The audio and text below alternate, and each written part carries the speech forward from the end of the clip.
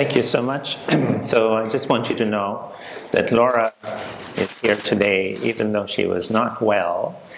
And how much did you get some sleep last night, Laura? A little. Okay. So I'm kind of tethered to the podium here. My style is not to be tethered, but I've been told that because this is being broadcast through OTN, I kind of need to be here.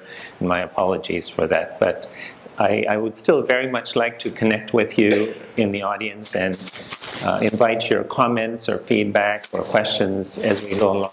If I keep you moving, it's just to keep us on time and on track. Okay. So let me just start. Forget the frail elderly. Let's just start with you.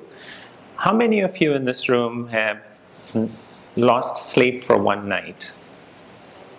Okay, 2 nights? 3 nights in a row? And how do you feel when you lose sleep? I know that Catherine and I were talking earlier about losing sleep. Does anyone have a word or two to tell me how they feel when they lose sleep for 1, 2, or 3 nights in a row?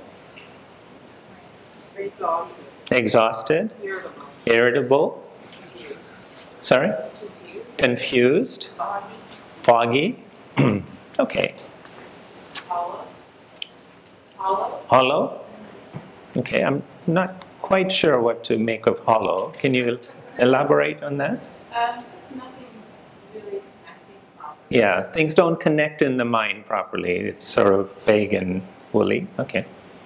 Now imagine yourself to be one of our frail elderly patients whose brain is not 100% intact in many cases. In some cases it is. And they lose, by definition, insomnia means 30 days of no sleep or improper sleep. Okay? Imagine what that's like for them. And, you know, we adapt to some extent when we compensate for it to some extent. But it's not easy. I mean, these people don't function well. Their quality of life suffers. And I was telling Catherine earlier that I judge my quality of life by my quality of sleep. So I try and work very hard to get good sleep each night. And I would really advise you, suggest to you that you should make that your mantra. Because if you sleep well, you will have a better day. And those of you who work with me know that I do that every day with my patients as well, right? So with that in mind, I will start. So we've sort of touched on this earlier. Some of these slides will resonate better with others. You see there's a baby there, Catherine, right? Catherine was sharing her experience with the newborn baby and the lack of sleep. You know, there's lots of references in the literature on sleep and what it means to people. You know, it's related to anger, it's related to lifestyle, it's related to, you know, anxiety, worries, fears, and sometimes just out of the blue, people don't sleep well. So we're going to sort of try and understand this a little bit better today and see if there is something we can do to make both our lives better and our patients' lives better. And that's why we're here. You know, that's why we do what we do, to make our lives, but also our patients' and their families' lives better. That's our main goal. So let's start with, why do we sleep? Well, it sounds like a simple question, but it's complex. It's mainly to repair and restore brain function. And part of it is physiological. So that's mainly related to something called non-REM sleep. And we'll talk about REM and non-REM sleep in a minute. And then there is the mental part of it, which is obviously connected to physiology, but it's the brain part of it, which is related to REM sleep, which is essentially in restoring brain health. There's also sleep. Also, while you're sleeping, there's also this housekeeping part of the body where it actually cleans flushes out the waste, the toxins that we accumulate during the day during stress. Okay?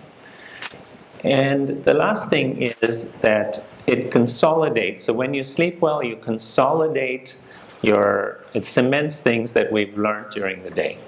Okay?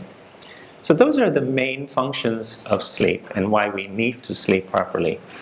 When it doesn't work well, it's connected to a lot of diseases, including Alzheimer's disease and the two big ones, both in terms of the trigger, but also the perpetuation and the lack of response to some of our treatments. So let's start with what is the core symptom. So the core symptom is basically unsatisfactory sleep, just the feeling that you haven't slept well. It can be related to the quality of sleep, the quantity of sleep, and or the timing of sleep. Okay? Often we talk about sleep onset, so when you put your head down on that beautiful pillow, which means you need to have the right environment to sleep in. It has to be the right place, and you have to be ready for sleep. So you kind of need to get yourself ready. And those of you who work with patients, I would just Google sleep hygiene. There's lots of information on sleep hygiene. I'm not going to spend a lot of time on that today, but I would like you to do that. Okay? What I'm going to do today really is to try and give you a better understanding of sleep, what it's made of, why we need it, and point you in the direction so you can then go and learn some more about what to do. Okay? The second part is the maintenance. So after you fall asleep, you have to maintain your sleep, and then the time you wake up. So those are the three phases of sleep you need to kind of think about. And when it's impaired, it's not just a nighttime disorder, it's a 24-hour disorder. So you have to think about sleeping your entire day, not just the nighttime when most people sleep. Okay, so let's look at how we can talk about sleep. So you need the proper language, because without language, you can't really understand things. So today we're not going to talk about secondary sleep problems. And what I mean by secondary is that sleep problems that are caused by things like a mental diagnosis, like depression or psychosis, we're not going to talk about that. Or a general medical condition, so someone who has pulmonary edema or congestive heart failure, and sleep problems related to that, we're not going to talk about that today, or substance abuse. Okay? Those are categories which are related to sleep problems secondary to those things. We're mainly going to focus on the primary disorders, and partly because they're much more common and they're very interesting. I find them really fascinating, and you'll see some of the videos that I have later and you can look forward to them. They're at the end of my talk today. On your left side of the screen are what we call dysomnia. So this means not proper, okay? Anything that's dysfunctional, whatever, it doesn't function well. So dysomnia is improper sleep. You can either sleep too little, which is insomnia, too much, hypersomnia, too quickly, so you can be sitting there and boom, fall asleep, that's narcolepsy. Often sleep is related to breathing problems, and you can think of obstructive sleep apnea, for example, where and we'll see examples of that soon, and sleep rhythm related problems. And lastly, there's this category which is called NOS, or not otherwise specified, miscellaneous, which is restless leg syndrome and periodic movement sleep. Those are dysomnia. On the right-hand side are the parasomnias. And what does the word para mean? Well, it means kind of around, right? And these are the really weird and wacky kind of sleep problems that you see. And in these, people do really weird things, right? And we'll see examples of that, like sleepwalking, sleep terrors, nightmares, REM disorders, REM paralysis. And these are unusual episodes or behaviors that really require a sleep lab to help you identify and manage those. But it's important to recognize that when you're talking to your patients, right? So as clinicians, we want to keep our eyes and ears open for the common things, which are more on the left side, and the not so common things, which are on the right side. There are some specific diseases like Parkinson's disease or Lewy body dementias, which are more common on the right side, which is especially on the REM behavior disorder. Again, we'll talk more. I'm just kind of I'm alluding to things which I'll connect to later. Okay, can you all see this from the back? I know it's pretty tight, but I want to help you understand this a little better. And because I can't come up to the screen, I will talk about it more closely. So on the top left side is an EEG pattern, which is from a patient who's awake. And you see that most of us who are awake have alpha activity, which is that tight, very fast activity in the brain on an EEG. And if you follow that, then it looks like beta activity. And beta activity is the small and fast waves. The alpha waves are a little bit slower. And during this phase, when you're starting to go off to sleep, you often have vivid sensations. Like sometimes when you just as you're starting to fall asleep, you may hear that feeling of sensations like of falling down. I don't know. How many of you have felt that? A lot of us have. Okay. You can often have these funny kind of sometimes people hallucinate a little bit, but we call those hypnagogic hallucinations, or you can have these myoclonic jerks, and I'm sure we've all felt those. Those are normal, and that happens as your sleep is fading into the first stages. And then stage 1 sleep, during the awake phase, your brain is active, your muscles are tense, but as you go through stage 1, if you follow me on the right side of the screen, it's light sleep, the brainwave activity slows down, your eye movements slow down a little bit, and then 2, which is the slower activity, you start to see muscle relaxation, your body temperature starts to drop a little bit, your heart rate goes down, and then you start to see those funny spindles. You see the funny spike in stage 2? Those are called sleep spindles and K reflexes. Okay. Together, the first 2 stages make up 50% of your sleep, okay, on average. Now, as you move deeper into sleep, which is stage 3 and 4, you notice that the waves actually change. So they become wider and slower, where you start to get the restorative sleep, where your body starts to actually feel restored. If you don't have enough time in stage 3 and 4, you wake up tired, right? And so it's very important to get enough stage 3 and 4 sleep so you kind of feel like your battery is charged the next day. All right? And then, so that's about 25% of sleep. So 75% is stage 2 and 3. And then 25% of your sleep is spent in REM sleep. And REM is rapid eye movement sleep, where your eye movements are rapid. If you look at the pattern down below, the very last tracing there, it looks like you're awake. Compare that to the awake stage. It looks very much like when you're awake, but you're not. You're quite fast asleep. Often this is connected with vivid dream activity. Your heart rate is higher, your blood pressure is higher, your respirations are higher. And this is very important. Your body is disconnected. Your muscles are paralyzed during REM sleep. You do not move unless you have a problem. In REM behavior disorder, that's disconnected. So people are actually acting out their dreams. Okay, that's a disorder.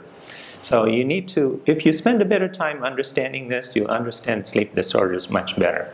Okay. Any questions about this before I move on? Okay.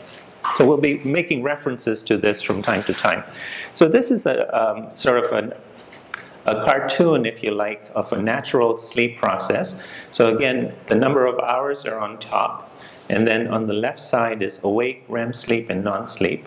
no, it's non-REM sleep. And you see, you start to fall asleep and you go down into a deep sleep where you start to go from awake to stage 1, stage 2, stage 3, and then after a few minutes you go up to your REM sleep and then back down.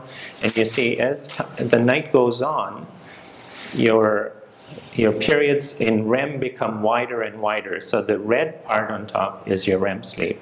And you get more REM sleep towards the end of your night, and you get more stage 3 and 4 in the early part of the night. Okay? And as I said earlier, you want to spend more time in both of those, enough time in both to get both mentally and physically restored. So this is a similar picture, but it's a hypnogram where a person who is awake just after about 90 minutes gets to stage 4 sleep, then stays in that sleep-wake, in the stage 4 sleep for a while, and then shoots up to REM and then back down. And you notice that the cycle for 3 and 4 sleep gets shorter, but the amount of time you spend, which is the red line, becomes wider. Okay, so you spend more time in REM sleep.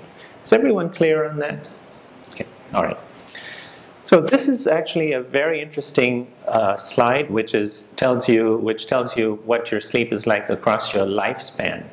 So it looks complicated, but it's not. So the pink part is your REM sleep, the green part is your non-REM sleep, and the blue part is the time you spend awake.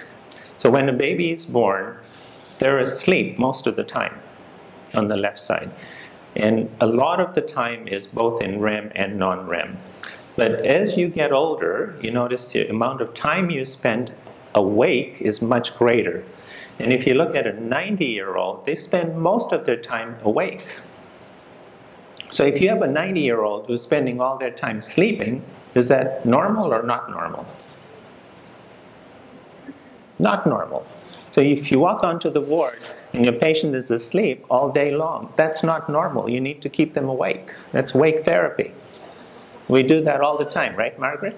You try that, right? So we want to keep people awake during the day so they can get their 4 or 5 or 6 hours of sleep that they need at the age of 80 or 90. They don't need more than 5 or 6 hours of sleep. And parents who think they're not sleeping, it's true, they don't need a full 8 or 9 hours of sleep, but they need good 5 or 6 hours of sleep. Okay? And you notice that in the teenage years, you need a lot more REM sleep, non-REM sleep, but that goes down as you get older. Okay? I think you have a copy of all these slides, right? All right, so let's talk about insomnia, which is the most common sleep disorder. 60% of adults have this at least one night a week. And I think most of you put up your hand. Quite a few of you put up your hand when I asked about this. Sleep apnea is the second most common sleep disorder, and we'll talk a bit about that. Narcolepsy, there are periods of intense daytime sleepiness, which some people have, and then the parasomnias are not as common, but they're important to recognize. So we need to know these 4 things today. So what are parasomnias?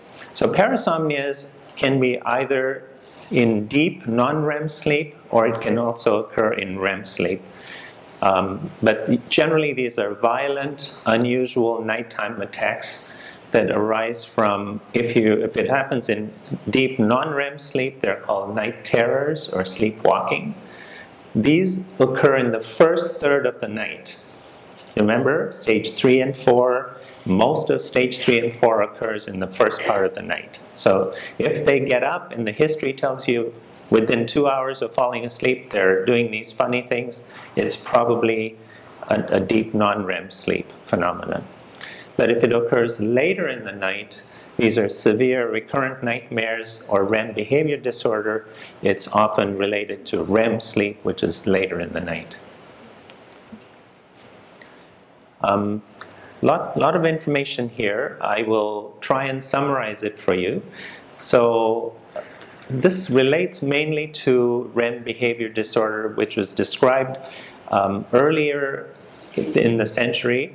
But basically what it is, it's a disconnection with the motor. So in REM sleep, you're basically paralyzed, so your muscles cannot move while you have all these autonomic phenomena going on in your brain.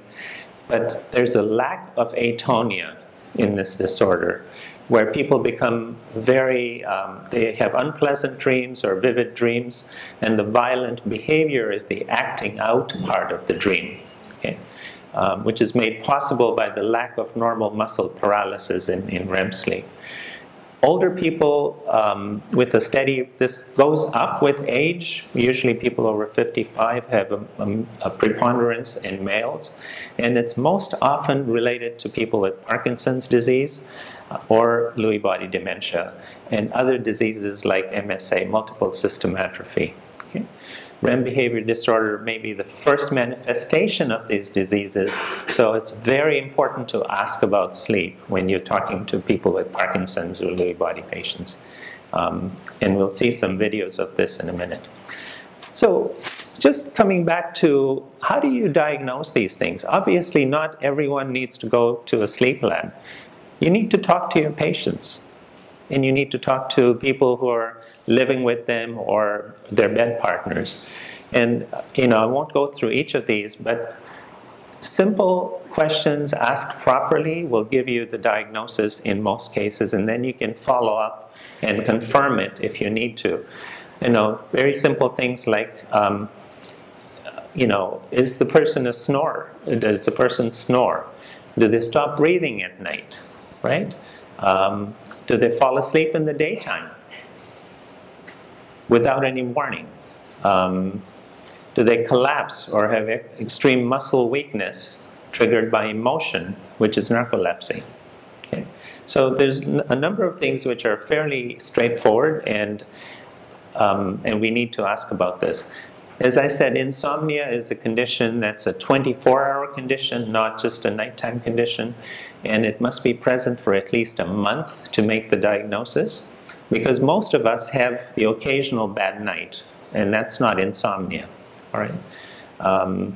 Again, without going into details here, I'm going to continue. I hope you take a minute to read through these. It's a list of things that that kind of clinches the diagnosis for you, but it's important to ask the right questions.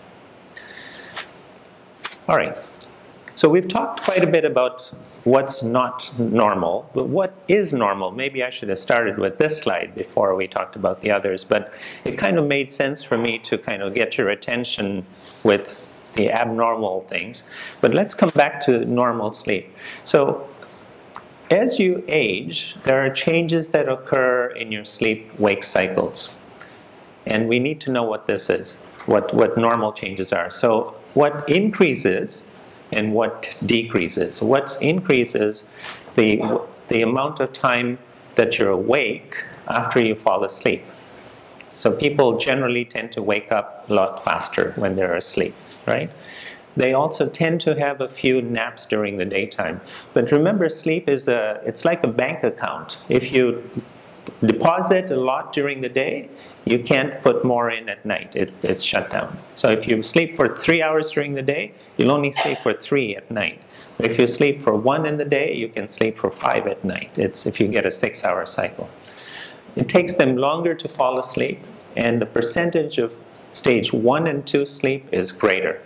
So there's less stage 3 and 4. Okay?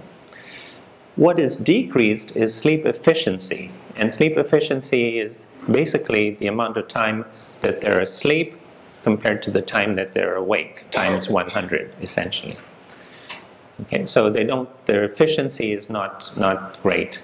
And total sleep time is decreased, and percentage of slow wave sleep, 3 and 4, is decreased. So you already know this based on what we talked about earlier, right? So as I said, 1 out of 3 adults don't sleep well for at least once a week. And often this is related to the first part of the sleep cycle, so trouble initiating sleep or maintaining sleep. And about 15% of this population meets diagnostic criteria for insomnia. The 1-year incidence, which is the number of people who get a new diagnosis, is 30%, and about 7.5% are syndromal. They have the full syndrome, not just a part of it. It's generally poorly understood what is insomnia. It's sort of like pain. It's multifactorial, but we'll try and talk a little bit about the common triggers.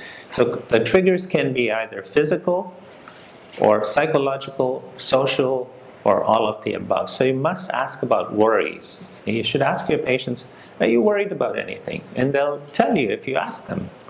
You know, we often, yesterday we were seeing a patient, and on the chart, this patient didn't speak English, so someone had written on the board, you know, are you hungry, thirsty, have you had a bowel movement, but there was nothing about psychological or sleep things on it, right? So if you want to ask them, did you sleep well last night, we couldn't ask her. So we should think about this, that, you know, we sometimes just focus on this part of the body, but not up here. But it's kind of, you're missing a good part of the body, right? So, psychiatric disorders are also common. About a half of these patients who have insomnia either have depression, anxiety, or cognitive impairment. So it's good to look for those. And we know what the age-related sleep changes are. It's much more common in women than in men. Again, we've talked a bit about this. This is what happens when you don't sleep well. Your quality of life suffers. Your risk of depression is higher. Your daytime performance is poor. There's a higher rate of hypertension. Absenteeism, accidents are greater at work and on the road. We know that we all have, like residents and students have payroll requirements now. They can't work so many hours a week, a day. Pilots have this because of, it's all related to this. Your emotional state is you become very sensitive and irritable. And so I think we kind of all get this. These are some references if you want to look at this. I've just highlighted some references. The cognitive part is very interesting because what it starts to affect initially is your frontal lobes and your executive function. So even, you know, simple decisions that you would make in a snap, if you haven't slept well, you'll make mistakes. So your judgment is the first thing that goes out of the window when you don't sleep well. Okay. There's some biological correlates of poor sleep. So the hypothalamic pituitary axis and adrenal axis is hyperactive in people who don't sleep. And this is traditionally related to depression and anxiety. We used to have this test, some of you may remember the dexamethasone suppression test that we used back in the old days to diagnose depression. We don't do that anymore because it's not very specific, but it can be related to poor sleep as well. And as I said, hypertension is much more common. So what can be done about this? So I'm only going to tell you specific interventions that have been shown to be helpful. Sleep hygiene, lifestyle changes, and paying attention to our brain is important. We need to pay attention not just to our body, but also to our brain. Okay.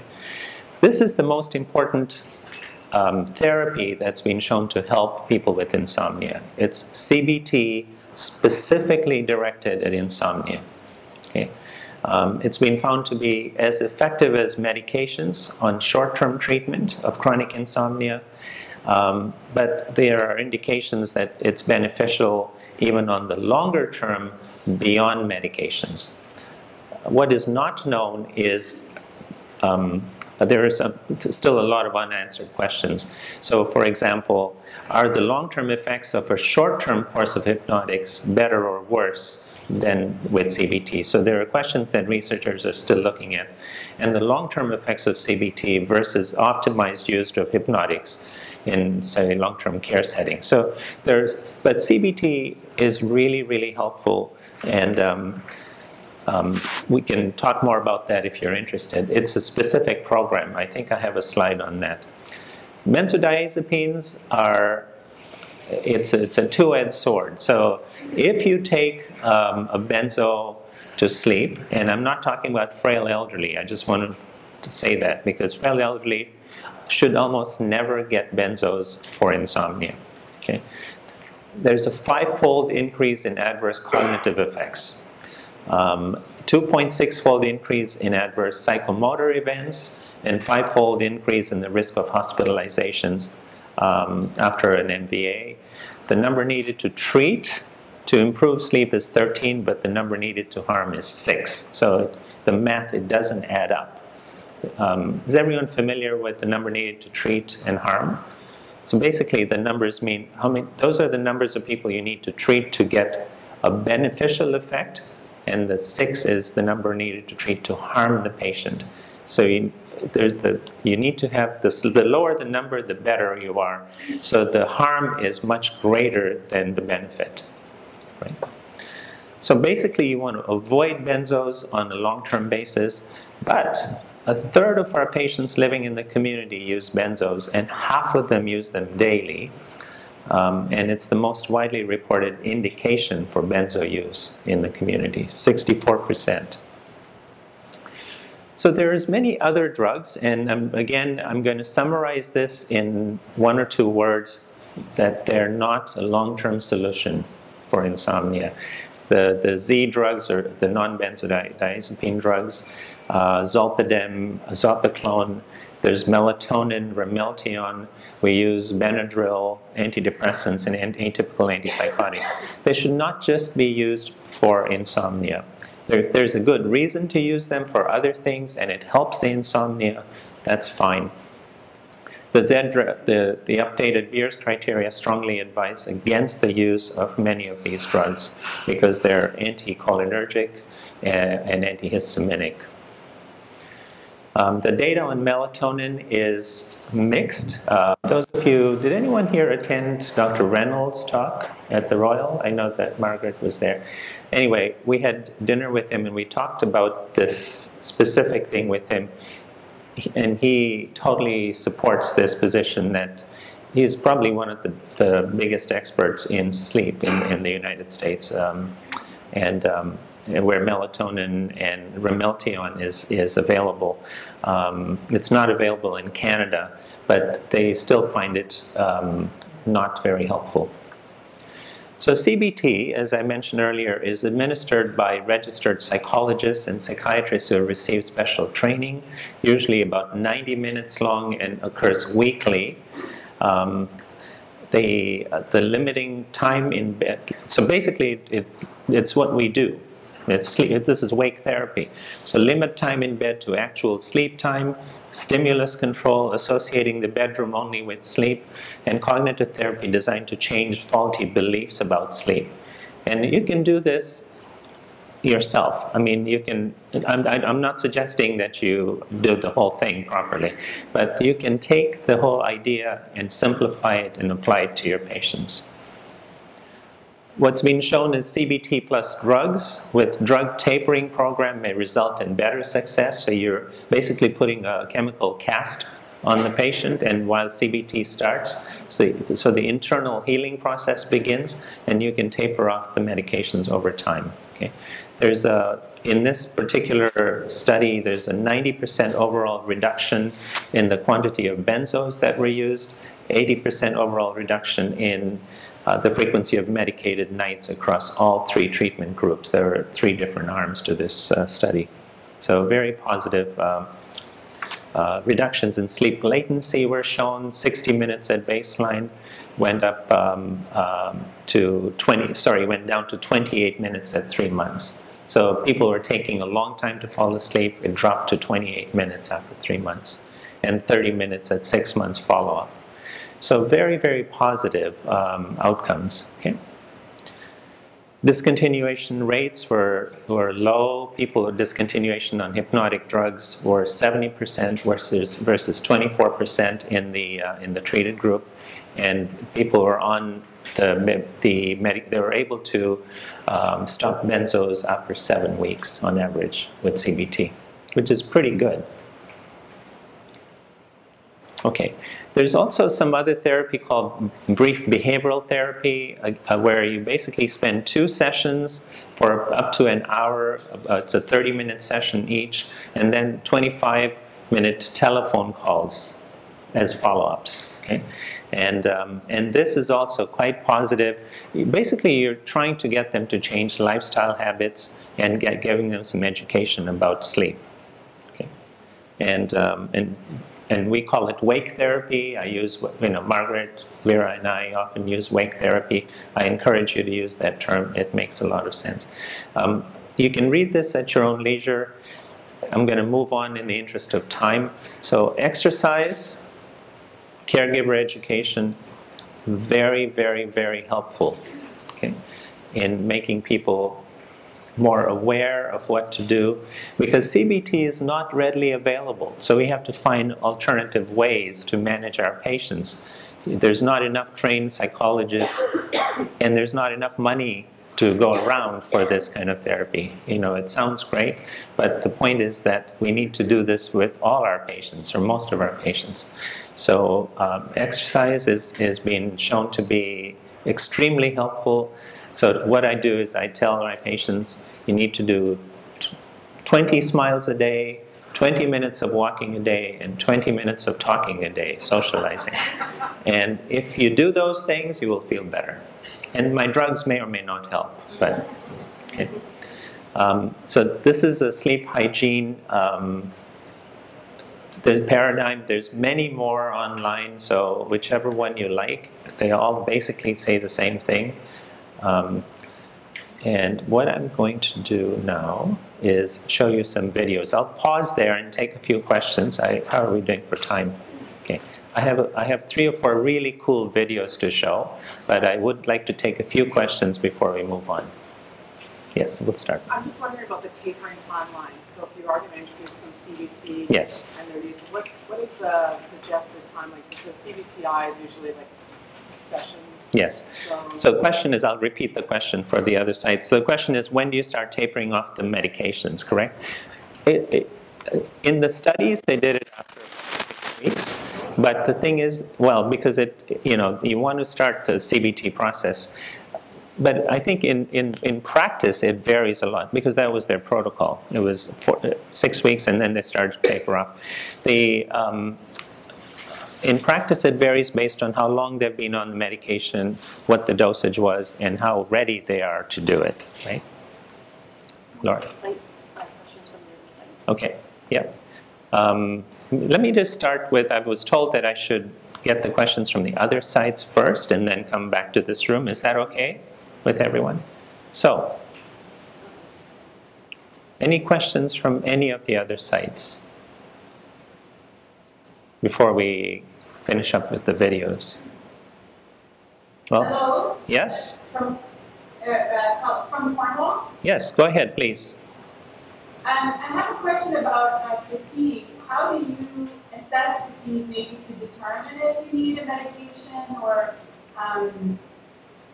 so how do you gauge the extent of the fatigue? Well, so fatigue is sort of like fever or a high SED rate, right? You don't know what's causing it. There could be medical reasons. So the first things you want to do is to rule out, severe anemia, hypothyroidism, other causes of fatigue. If sleep is also a comorbidity, you need to, and I'm not suggesting that those two things are mutually exclusive.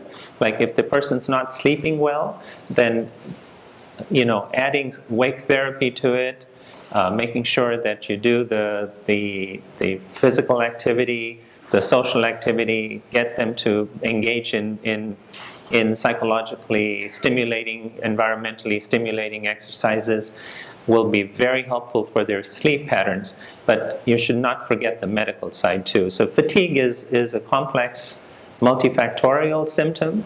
It's not as clear-cut as, say, suicidality, which is almost always related to severe depression. I don't know if that helps. Okay, thank you. Yes, it's just that most often they do have possible secondary causes and comorbidities, like you mentioned. Right. And quite often fatigue is very subjective, and they express fatigue, but to try to gauge if they require maybe a medication short term. Yeah. It's tough. You know, we use a lot of trazodone for sleep, even though the evidence base is not strong for it. But the evidence that we have in clinical practice is very strong for it, even though there's no big RCTs. So there's no harm in adding some trazodone if you want to use it. But I would suggest using rule out the medical causes first and continuing to support them in the other ways at the same time. You know, in the old days when we went to medical school, when I went to medical school, they said, well, you shouldn't treat depression in an alcoholic until they stop drinking for a month, right? And that's absolutely not true, because you need to start treating both at the same time. So that's the same message I would say about fatigue and sleep. Okay. Okay, thank you. That's helpful. Good. Any other questions from the remote sites? I'll just take one or two more and then we'll... Laura? No? Sorry. Is there a different tool for, I really find it interesting the weight sleep cycles that we don't probably track very well, and is there a simple tool? There are a bunch of tools. I haven't seen a lot of them used in clinical practice. The sleep labs have quite a few, and I can talk to you separately about that. Yeah. Okay. I'll take one more question. Yes, sir. Yes, in nursing homes, we have a lot of demented older people. So it sounds like for them, they spend a lot of the day sleeping, so they won't sleep at night. Is that what you're saying? But they're hard to keep awake because they're a bit of a dilemma. Yeah. So the question is, in nursing homes, a lot of people don't have a lot of stimulation and activity. The environment is quite sedating or overstimulating, I guess, if it's very noisy. It's an environmental problem. What do you do about that? I throw that open to the audience, but also to our funding agencies. I mean, I don't think these homes are ideally suited for people to be warehoused. I think we need to do something better. These should be better places for people to go and live rather than, you know, do nothing all day. If I had nothing to do all day, I would probably want to sleep all day too. So. Not that they don't have, it's not that so much, but they don't have the capacity to participate. Yeah. Well, I think we need to find activities for them that they can participate in. I think it's, sometimes we don't ask the right questions about what can we do to make your life a little better. And it doesn't take much, but I would take that on as a challenge myself. Because they can't be very helpful in that regard. The question was about they don't have the capacity to participate. They may not participate in the usual activities, but I think if we become a little more innovative about creating yesterday we had a phone call. Some of you maybe we're doing this testing on some virtual reality stimulation for dementia patients. They can sort of be exposed to a room full stimulation, and we can put people's avatars in the room to stimulate them with music or with people they're familiar with, and this is being tested at the moment. So I think there's some exciting things coming for people with severe dementia.